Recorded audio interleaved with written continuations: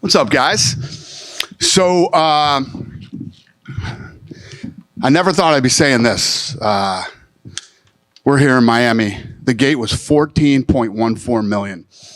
It was a sellout, 19,165 people. The highest grossing event ever at the arena. We broke our own record, and it is the 4th highest grossing UFC event of all time. Miami is on fire. This place is unbelievable. What they've done in the state and in the city in the last 10 years is phenomenal. But anyway, fight of the night, Dustin and Benoit. Performance of the night, O'Malley. And we gave everybody who had a finish $50,000 except for Dustin, because he won fight of the night. So we still got. Talk to me. All right. Didn't know we've only got you for a short time, so I just want to ask you first about Sean O'Malley and his performance. He wanted to finish his first title defense, but he didn't get that, but he looked absolutely fantastic. So what did you think overall of his performance? He put on a clinic, and I don't know if anybody can finish Chito Vera. I mean, that guy's got a chin like nothing I've ever seen. Ate those 2 knees. Big shots all night. I mean, everybody knows the power that O'Malley has. He ate all those shots, even shots to the body that he took, kicks and punches to the body. Chito Vera is one of the most durable fighters I've ever seen. Yeah. You talked about the incredible gate tonight. I think they said on the broadcast it was one of the highest gates that didn't involve Conor McGregor. So I guess where does Sean stand in terms of star power for the company and biggest bantamweight fight of all time?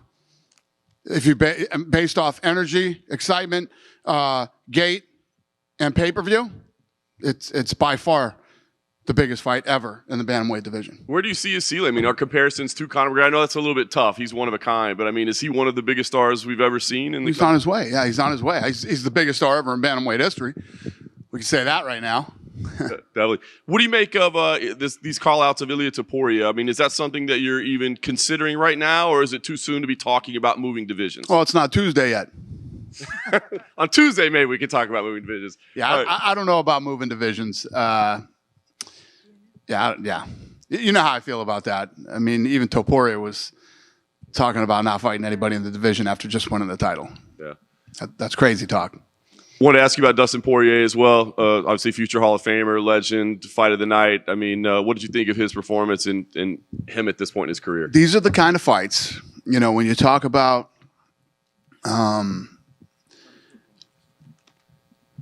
think of how to say this. The fight that he took tonight with Benoit. I mean, everybody when the talk first started, and everybody was like, "Ooh, this is a bad fight for Poirier." Blah blah blah blah blah. And then Poirier came out and said, "You know what? I didn't die," and all this other. This is shit that makes you a fucking legend.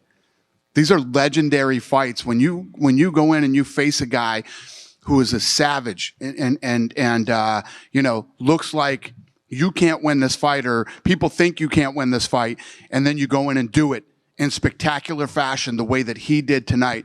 A lot of these fighters get very,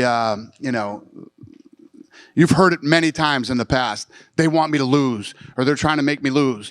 I heard some nutty shit the other day from somebody that I won't even mention, but we don't determine whether you lose or whether you win. You do. What we try to do is put on the best match-made fight that we can possibly do. And that's why big stars are built in the UFC, and legendary fights happen every weekend. Nice. Last thing for me, given his legendary status and his performance, when it is Tuesday, is he in the conversation for a title shot in his next Poirier? performance? Yeah. I mean, Poirier, again, like I just said, I just went through that whole, his stock again goes through the roof. At his age, all the things he's accomplished, all the things he's done, look at what he did tonight. And I don't know if you guys are too busy typing or whatever the fuck it is you guys do during fights, but if you stood up during that fight and saw the arena, it was insane. It was insane. People were going nuts. Yeah, Poirier went to a whole nother level tonight with this fight. Dana, what did you make of Michael Venom Page's UFC debut? I mean, he shut down Kevin Holland. Kevin Holland looked incredibly frustrated. What did you make of him? Yeah, listen, he's got that style that's very, he's a counter striker and flashy, and we got to match make his next fight the right way. Did you feel like Kevin sort of, I don't want to say gave up, but in the third round was clearly just like, I don't know what to do with this guy? I don't know if he gave up. I had Michael winning the first round. I had Kevin winning the second round, and then you got to go in and whoever wins the third round. That's probably the first time that Kevin's ever fought anybody cockier than him. Earlier this week, Mike Tyson has been announced a return to boxing. I know in the past you said you didn't want him to fight again. You tried to talk him out of fighting again. Have you spoken to him about this one? He gets mad when I do this, but Mike's 60, man. I don't know. What do you guys think about it?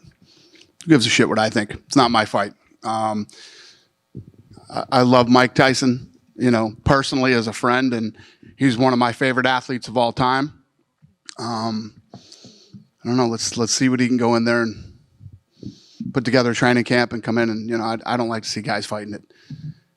Be a 31-year age difference during that fight. Just you guys know what I think of that stuff. That said, it is on Netflix, which is a new development, right? Them getting into live sports. Obviously, you have a TV deal coming up soon. I think that Netflix should have gotten into live sports years ago. I think they're late to the game, but they are a force. They're a force, man. And when you look at the amount of homes that they're in worldwide, you guys heard me talk about this show Reacher. I posted about it. I love that show. I hate fucking TV. I don't watch any TV shows, hardly ever. Don't watch movies anymore. But I love the show Reacher, right? I can watch Reacher whenever I want to. I can watch it when I get home. I can watch it next week. I can, right? Live sports like this event tonight, you had to watch tonight. As all these massive streaming companies start to get bigger and bigger, they have to be involved in live sports. Safe to say you'll be talking to them when your TV deal comes up? I'm sure we'll be talking to everybody. Last one from me. Conor McGregor says he still wants to fight in June, and he also mentioned he wanted to fight Nate Diaz in the Sphere on Mexican Independence Day. Do either of those two interest you? I'm looking for Mexicans at the Sphere on Mexican Independence Day. Nate? Huh? Nate Diaz. Oh, okay. Yeah, no, I'm not doing that fight. Right here. Yeah. I know you gave them bonuses, but what did you make of the performances of Curtis Blades and Jack Della, like two guys that seem to be down on the scorecards and picked up more comeback wins? Yeah, I agree. Look great. Yeah, you nailed it. I don't know what else to say other than what you just said. We had two interesting entrances with Michael Venom Page came out with like the cape and the Undertaker thing. He said that even the UFC kind of helped him out a bit, and then Michel Pereira got approval to do his dance routine when he walked out. So are we going to see more of this in the UFC? I know it's not something you've normally done in the past. No. So not a fan. No. Joanne Wood retired after the first fight. What do you make of her career in the UFC? I know she never got her title shot, but she seems to be one of these beloved figures. Awesome human. Yeah, she's an awesome human, incredible fighter, and I couldn't be more happy for her. I know that, I don't know how many years ago it was, but pretty recent, within the last 5 or something. She went through some hard times and some ups and downs that people go through, and she seems like she's in a really good place. She seems like she's really happy in her personal life and obviously happy enough professionally to finally call it quits. So it could not happen to a better human being. Absolutely love her and wish her nothing but the best. Last one for me.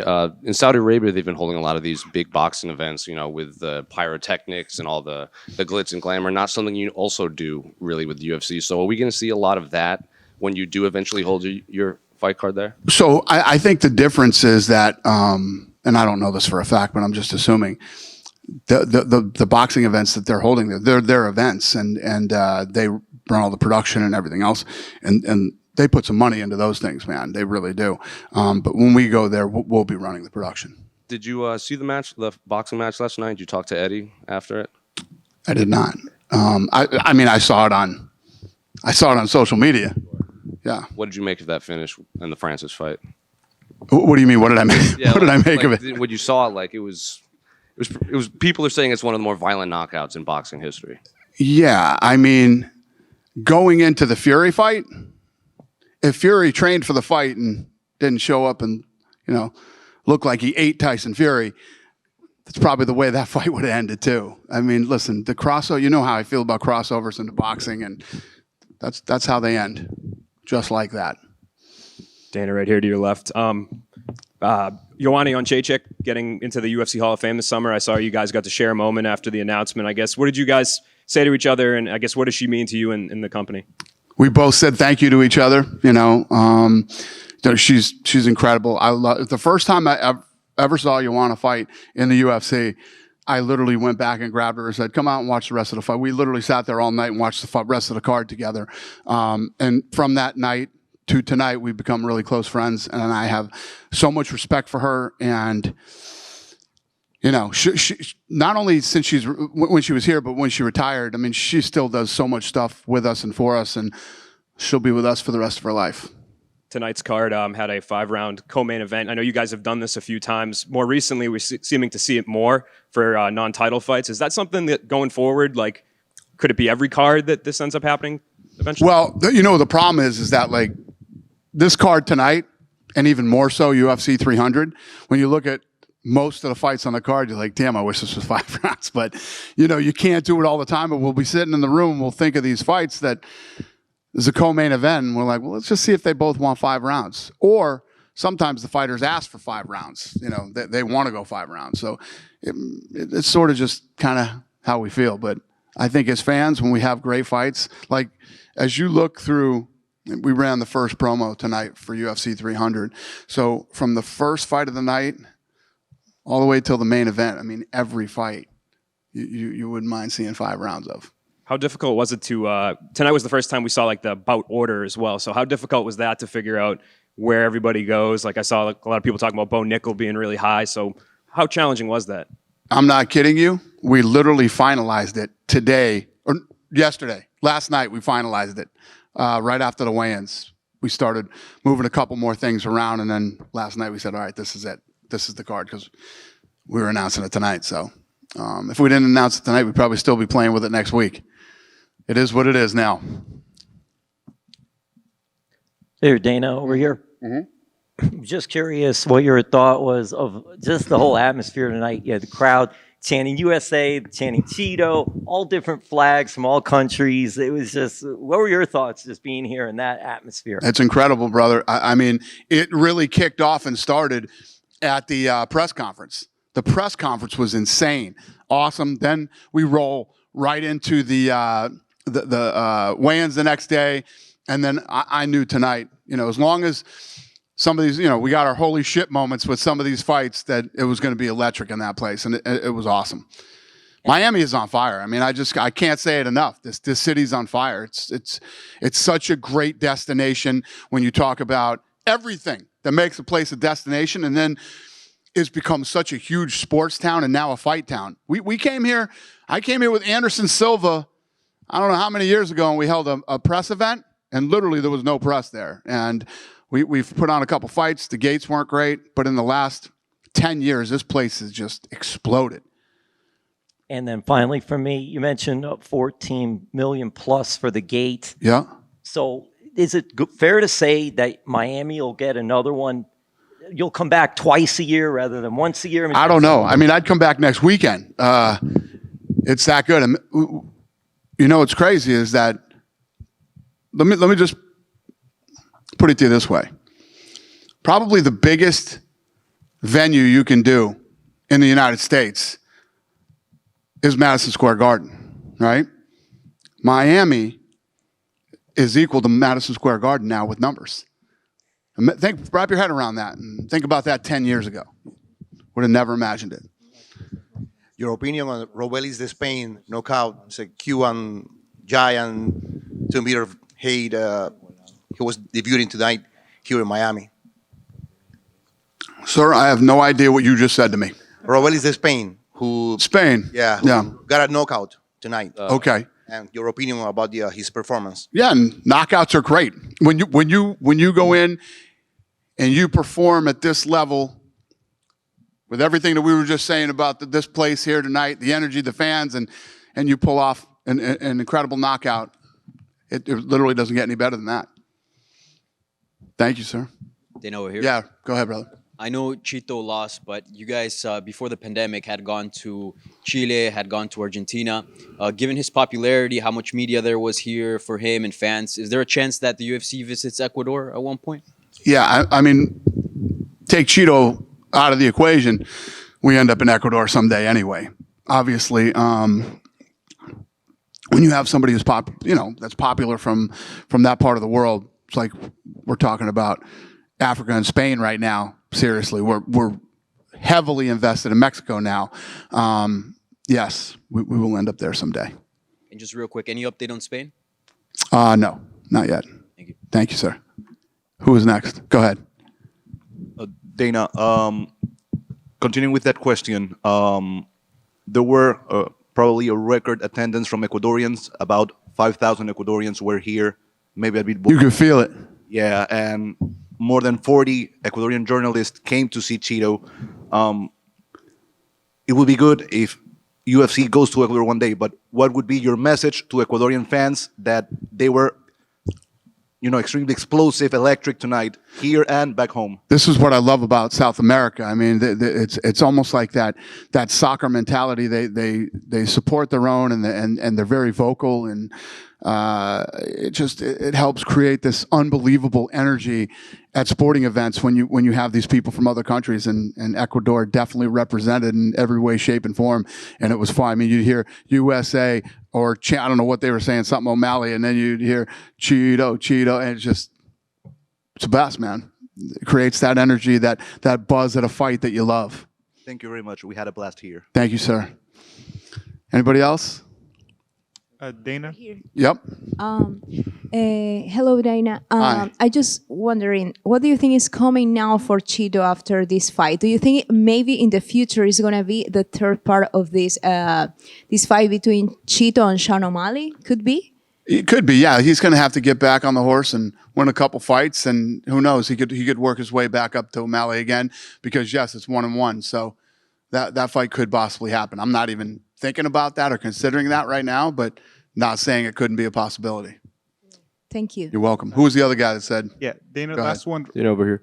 So I know you guys have deals lined up with places, agreements for locations ahead of time, but I have to ask, I had a couple people approach me after the conference and today after, like you said, an electric energy here in Miami. Is there a chance Miami becomes one of those stables where you go twice a year, or maybe? That's what that other guy just asked me too. Yeah, well, maybe for UFC 305, that's the specific thing they've been asking me.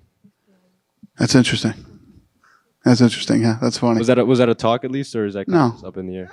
Never even thought it till you just said it. Awesome. And obviously the Dustin Poirier Benoit Saint Denis, it was a great fight from round 1 and 2 till it ended, but Benoit definitely showed that he belonged. Is that a guy that you guys are going to keep giving these big fights, or? Yeah, no, he's one of the best in the world. Listen, Poirier, like what I said when we started this press conference, what I said about Poirier put on another legendary performance and took himself to another level, and Poirier is one of the best to do it. So it doesn't hurt his stock at all, not even a little bit. He's another one now that's got to jump back in the mix and win some fights. He'll learn from this. Thank you. Was there one more guy that was trying to ask me? Yeah, last one for me.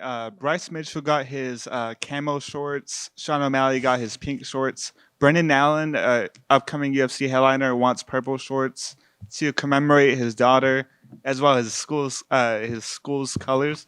Can you get purple shorts next time out? This is when we know we've gone too long with the press conference, when we start talking about clothing. Sure, he can have purple pants. Thank you. Oh, thank you. Good night.